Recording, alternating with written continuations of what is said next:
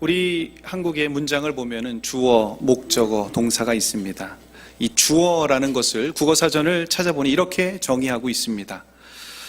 문장 성분의 하나로 수어가 나타내는 동작이나 상태의 주체가 되는 말을 뜻한다. 철수가 운동을 한다 해서 철수가 따위이다. 사랑하는 중앙의 성도 여러분, 여러분의 삶 속에서 말하고 또 대화하는 문장 가운데서 사용하고 있는 주어는 과연 무엇입니까? 우리가 하루 종일 말하는 대화의 문장 가운데 주로 사용하고 있는 주어가 한번 곰곰이 한번 생각해 보시기 바랍니다. 사람이 많습니까? 아니면 하나님이 더 많습니까? 감사합니다. 제가 서두에서 주어의 정의에 대해서 말씀을 드렸는데, 이 주어라는 것은 동사, 수어가 나타내는 동작이나 상태의 주체가 되는 말을 뜻한다고 했습니다.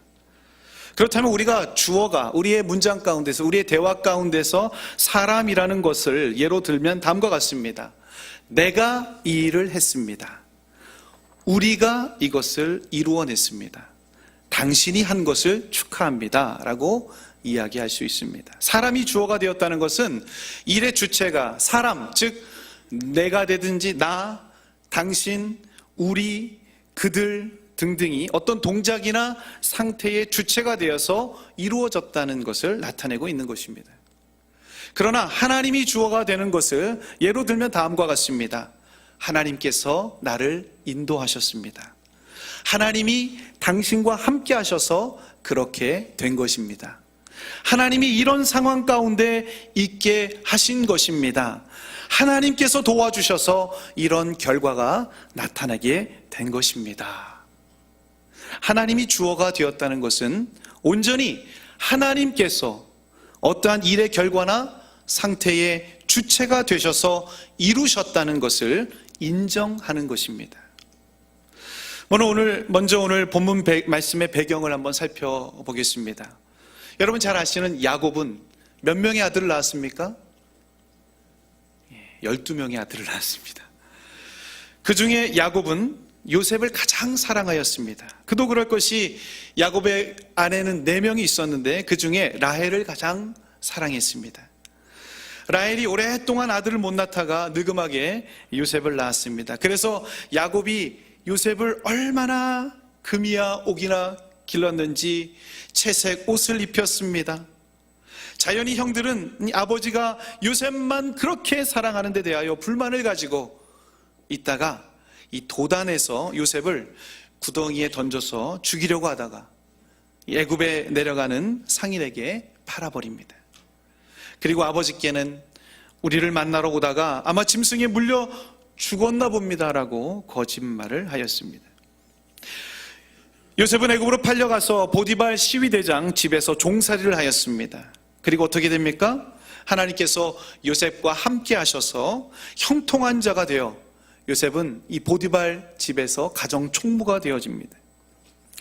그런데 보디발 아내가 유혹하자 그것을 거절하고 억울한 누명을 쓰고 그 당시 정치범이 들어가는 이 감옥에 갇히게 됩니다. 그런데 그곳에서 술 맡은 자와 떡 굽는 자를 만나게 되고 그들이 하룻밤 사이에 꿈을 꾸었는데 그 꿈을 잘 해석하였습니다. 시간이 지나고 나서 바로왕이 꾼 꿈을 해석해달라는 이 술 맡은 관원장의 요청 앞에 하나님께서 함께 하셔서 바로왕의 그 꿈을 잘 해석하여 애굽의 2인자 국무총리가 되었습니다. 그 이후로 야곱의 가정이 살고 있는 가나안과 애굽에 똑같이 7년 동안 풍년이 있다가 7년 동안 흉년이 이어졌습니다. 요셉은 정치를 잘 해서 7년의 풍년의 양식을 잘 비축해 놓았습니다. 그래서 주변 나라 가운데 흉년을 대비한 나라는 애굽밖에 없었습니다. 굶어 죽게 된 야곱의 아들들이 이제 양식을 사러 애굽에 왔다가 국무총리가 된 요셉을 만나게 됩니다.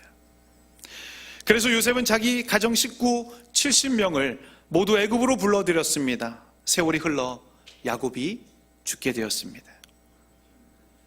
아버지가 죽자 형들은 요셉이 자기에게 복수할 것이 두려워서 이렇게 말하고 있습니다. 16절, 17절 우리 다시 한번 읽어보도록 하겠습니다. 시작. 요셉에게 말을 전하여 가로되 당신의 아버지가 돌아가시기 전에 명하여 내 형들이 내게 악을 행하였을지라도 이제 바라건대 그 허물과 죄를 용서하라 하셨다 하셨나니 당신의 아버지의 하나님의 종들의 죄를 이제 용서하소서 하며 요셉이 그 말을 들을 때에 울었더라. 이 형들의 말을 들은 요셉은 울면서 말하고 있습니다. 왜 울었을까요? 형들이 벌벌 떨고 있는 것이 가엾어 보여서 울었을 것입니다. 그래서 이렇게 말합니다. 19절부터 21절 제가 읽어드리겠습니다. 요셉이 그들에게 이르되 두려워 마소서. 내가 하나님을 대신하리이까 당신들은 나를 해하려 하였으나 하나님은 그것을 선으로 바꾸사 오늘과 같이 만민의 생명을 구원하게 하시려 하셨나니 당신들은 두려워 마소서. 내가 당신들과 당신들의 자녀를 기르리다 하고 그들을 간곡한 말로 위로하였더라. 여러분, 오늘 본문을 자세히 살펴보면 이 문장 속에서, 형들의 말 속에서 형들이 사용했던 주어와 요셉이 사용했던 주어가 다른 것을 발견할 수가 있습니다. 형들의 주어는 무엇이었습니까? 사람이었습니다. 요셉, 아버지, 그리고 우리, 자기 자신, 형들을 말하는 거죠. 그래서 우리가 요셉을 파는 것은 죄 지은 것입니다. 용서받아야 될 죄입니다. 아버지가 그렇게 말씀하셨습니다. 그러므로 요셉의 용서가 필요합니다. 우리는 형이지만 죄를 속죄하는 마음으로 종이 되어야 마땅합니다. 라고 그들의 주어 가운데는 사람이 주어가 되고 있습니다. 그런데 요셉의 주어는 무엇이었습니까? 하나님이셨습니다. 하나님이 하신 것입니다. 흉년의 만민을 구원하려고 하나님이 형님들이 나를 미워하게 만드시고 하나님이 팔게 하시고 하나님이 나를 국무총리가 되게 하신 것입니다. 하나님을 대신할 사람은 없습니다. 형들의 주어와 요셉의 주어가 이렇게 달랐습니다. 그렇습니다. 우리의 삶 속에서 말하는 주어가 누가 되느냐에 따라서 여러분 삶의 분위기와 그리고 그 삶의 결과가 확연히 달라지게 되어 있습니다. 그렇다면 우리는 두말할 것 없이 우리의 삶의 주어는 사람이 아닌 누가 되어야 될까요? 하나님이 되어야 될 줄로 믿습니다. 저는 오늘 본문 말씀을 통해서 요셉이 말하고 있는, 즉 하나님이 주어가 되는 문장의 특징을 통해서 우리의 삶 가운데 하나님이 주어가 되길 소망하며 변화된 믿음의 삶을 살아가시는 저와 여러분 되시기를 예수님의 이름으로 축원합니다. 요셉이 말하고 있는 문장에서 어떤 하나님을 주어로 발견하고 있을까요? 그 첫 번째는 한번 따라합시다. 선을 행하시는 하나님. 20절 말씀을 같이 한번 읽어보도록 하겠습니다. 시작. 당신들은 나를 해하려 하였으나 하나님은 그것을 선으로 바꾸사 오늘같이 만민의 생명을 구원하게 하시려 하셨나니. 하나님은 그것을 선으로 바꾸사, 선을 행하시는 하나님을 주어로 발견할 수가 있습니다. 우리에게 좋은 것을 주시고 또 모든 것이 합력하여서 선을 이루시는, 선을 행하시는 하나님을 주어로 발견할 수가 있습니다. 형들은 요셉이 혹시 우리를 미워하여서 우리가 그에게 행한 모든 악을 다 갚지나 아니할까라고 고민하고 있습니다. 그래서 요셉에게 이렇게 말을 전하고 있습니다. 16절 17절에 보면은 요셉에게 이제 형들이 말을 전하는데 아버지가 돌아가시기 전에 요셉에게 이렇게 말하라고 했다고. 내 형들이 내게 악을 행하였을지라도 이제 바라건대 그 허물과 죄를 좀 용서해 달라고 라고 말했다라고 형들은 요셉에게 말하고 있습니다. 아버지 야곱이 자기들의 잘못한 것을 요셉이 용서해 주길 이야기하고 있습니다. 거기에 더 나아가서 18절 말씀 보니까 그 형들이 또 와서 요셉의 앞에 엎드려 우리는 당신의 종이다. 형들이 동생의 종이 되어야 마땅한 것이라고 말하고 있습니다. 형들의 문장에서 발견되어진 주어, 이미 말씀드렸듯이 요셉, 야곱, 형들, 즉 사람밖에는 없습니다. 그러나 이 사건 앞에서 요셉은 어떻게 이야기하고 있습니까? 선을 행하시는 하나님을 주어 삼아서 이야기하고 있습니다. 하나님은 그것을 선으로 바꾸사. 하나님은 그것을 선으로 바꾸사. 하나님께서 하셨음을, 하나님을 주어로 당당하게 지금 요셉은 형들에게 이야기하고 있습니다. 하나님이 우리 가정을 살리시려고 하나님이 그렇게 하신 것이라고. 여러분, 제가 만약에 요셉이라면은 이렇게 얘기했을 것 같습니다. 나를 주어로 삼아서 나는 형님들이 배신하였으니까 벌을 내리겠습니다. 내가 심판하겠습니다.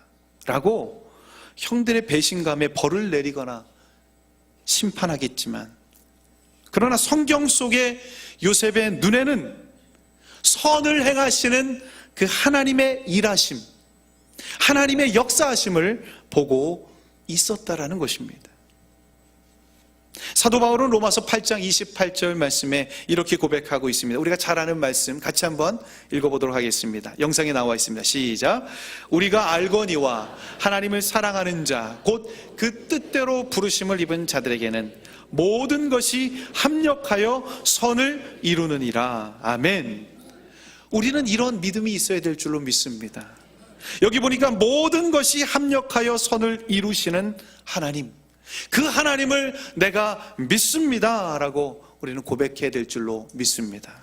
여기서 모든 것이란 그야말로 모든 것입니다. 슬픈 일도, 기쁜 일도, 고난도, 축복도, 시련과 아픔까지라도 모든 것 속에는 다 포함이 되어 있는 것입니다. 사랑하는 중앙의 성도 여러분, 여러분은 이런 모든 상황 속에서 하나님의 역사하심과 하나님의 일하심을 믿고 계십니까? 그리고 마침내 선을 이루시는 그 하나님을 인정하시겠습니까? 그리고 입술의 고백을 통해서 그 선을 행하시는 하나님을 내 삶의 주어로 삼고 계십니까? 하나님이 나를 이곳에 인도하셨습니다. 하나님이 우리 가정 가운데 슬픈 일, 기쁜 일, 아픈 일, 축복된 일 등이 일어나게 하셨습니다. 하나님께서 우리 중앙교회 가운데 더 큰 부흥을 주시려고 행하신 것입니다. 하나님께서, 저는 여러분의 말 또는 문장 가운데서 선을 행하시는 하나님을 주어로 삼으시기를 예수님의 이름으로 축원합니다. 두 번째, 또한 요셉이 말하고 있는 문장 가운데서 어떤 하나님을 주어로 발견할 수 있습니까? 한번 따라합시다. 구원을 주시는 하나님. 20절 말씀에 다시 한번 읽어보도록 하겠습니다. 20절 말씀 시작. 당신들을 나를 해하려 하였으나 만민의 생명을 구원하게 하시려 하셨나니. 만민의 생명을 구원하게 하시려 하셨나니. 신구약 성경을 관통하고 있는 하나의 큰 주제는 무엇입니까? 바로 구원입니다. 하나님의 구원의 계획. 그렇기 때문에 우리 삶 속에서 하나님을 주어로 꼭 말하여야 할 문장이 바로 이것입니다. 무엇입니까? 하나님께서 우리의 생명과 많은 백성의 생명을 구원하시려고 이같이 행하신 것입니다.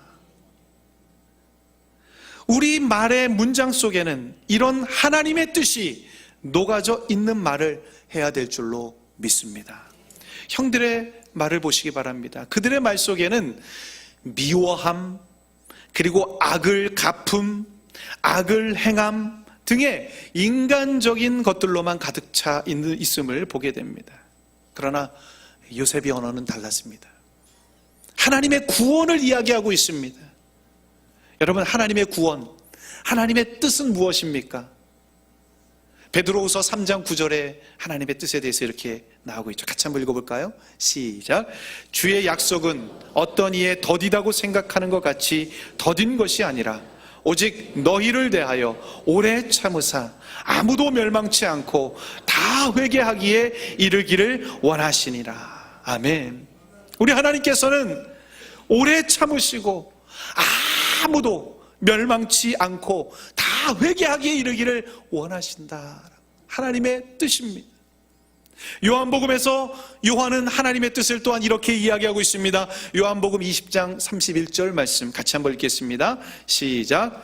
오직 이것을 기록함은 너로 예수께서 하나님의 아들 그리스도이심을 믿게 하려 하며 또 너희로 믿고 그 이름을 힘입어 생명을 얻게 하려 함이니라. 아멘.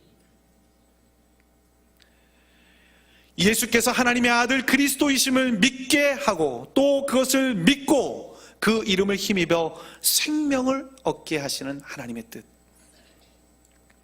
우리의 일상의 언어들을 한번 분석해 보시기 바랍니다. 나를 향하든지 아니면 그것이 남을 향하든지 솔직히 한번 분석을 해보면 살리는 말보다 죽이는 언어가 더 많이 있음을 보게 됩니다. 나를 향하여서는 어떻게 이야기하고 있습니까? 아이고 죽고 싶네, 아이고 죽겠네, 아이고 죽겠네. 나를 향하여서 지금 살리는 말을 하고 있어요? 죽이는 말을 하고 있습니까? 죽이는 말을 하고 있습니다. 남을 향하여서는 또 어떻습니까? 아이고 그것 봐라, 잘 됐다, 쌤통이다, 그것 봐라, 내가 그러지 않았냐 라고 죽이는 언어가 더 많습니다. 그러나 우리 언어 속에 하나님이 주어가 된 생명의 언어, 구원의 언어가 충만해야 될 줄로 믿습니다. 하나님은 우리의 구원자이십니다. 예수님께서 우리를 너무나 사랑하셨습니다. 예수 믿고 천국 갑시다. 예수님만이 우리의 유일한 소망입니다. 당신을 축복합니다. 하나님께서 당신을 너무나 사랑하십니다. 여러분의 말의 문장 가운데 구원을 주시는 하나님을 주어로 삼으시는 저와 여러분 되시기를 예수님의 이름으로 축원합니다. 마지막 요셉이 말하고 있는 문장에서 어떤 하나님을 주어로 발견할 수가 있습니까? 한번 따라합시다. 평안을 주시는 하나님. 특별히 19절과 21절에 동일하게 나오고 있는 말씀이 있는데 형들의 문장 속에는 두려움이 가득 배어 있었습니다. 그래서 이 형들의 문장 속에 겁에 질린 것을 보고 요셉은 19절과 21절에 연거푸 이렇게 말하고 있습니다. 요셉이 그들에게 이르되 두려워 마소서, 두려워 마소서.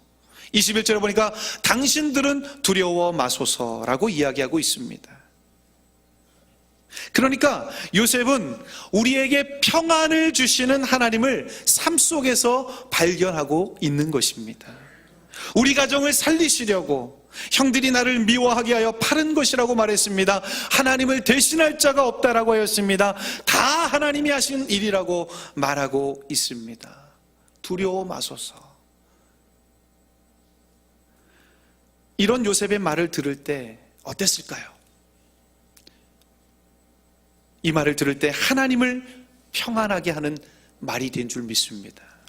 만약 아버지 야곱이 살아서 이 말을 들었다라면 아버지 야곱도 평안하였을 것입니다. 이것을 듣고 있는 형들은 당연히 평안하였습니다. 그리고 무엇보다도 요셉 본인도 평안하였습니다. 요셉의 말을 들은 모든 사람들도 평안하였을 것입니다. 그렇습니다. 이것이 바로 우리에게 평안을 주시는 하나님이 주어가 되는 삶입니다. 하나님이 함께 하십니다. 하나님이 손붙잡아 주십니다. 하나님이 우리를 불 가운데 지날지라도 불이 우리를 털끝 하나 사르지 못하게 하시고 물 가운데 지날지라도 물이 우리를 침몰치 못하게 하시는 분이 바로 하나님이십니다. 이렇게 우리에게 평안을 주시는 하나님의 주어됨이 우리의 문장 가운데 발견되어지시는 저와 여러분 되시기를 예수님의 이름으로 축원합니다. 말씀을 정리합니다. 우리의 대화 속에, 우리의 문장 속에, 우리의 언어 속에 누가 주어가 되어야 됩니까? 하나님이 주어가 됩니다. 어떤 하나님이 주어야 됩니까? 선을 행하시는 하나님, 또 구원을 주시는 하나님, 그리고 평안을 주시는 이 하나님. 이 주어가, 이 하나님이 주어가 되어서 우리의 삶 가운데 하나님을 영화롭게 하고 사람을 존귀하게 하는 우리의 삶이 되시기를 예수님의 이름으로 축원합니다. 내 삶의 주어가 누구인가 중요합니다. 이제 마지막으로 묻습니다. 사람을 주어로 선택하시겠습니까? 하나님을 주어로 선택하시겠습니까? 기도하시겠습니다. 사랑과 은혜가 풍성하신 하나님 아버지, 우리의 언어를 다시 한번 점검합니다. 우리의 주어는 과연 사람이 주어입니까? 하나님이 주어입니까? 하나님만이 내 삶의 주어가 되게 하여 주옵소서. 선을 행하시고 구원을 주시고 평안을 주시는 하나님만이 내 삶의 주어가 되길 소망합니다. 예수님의 이름으로 기도하옵나이다. 아멘.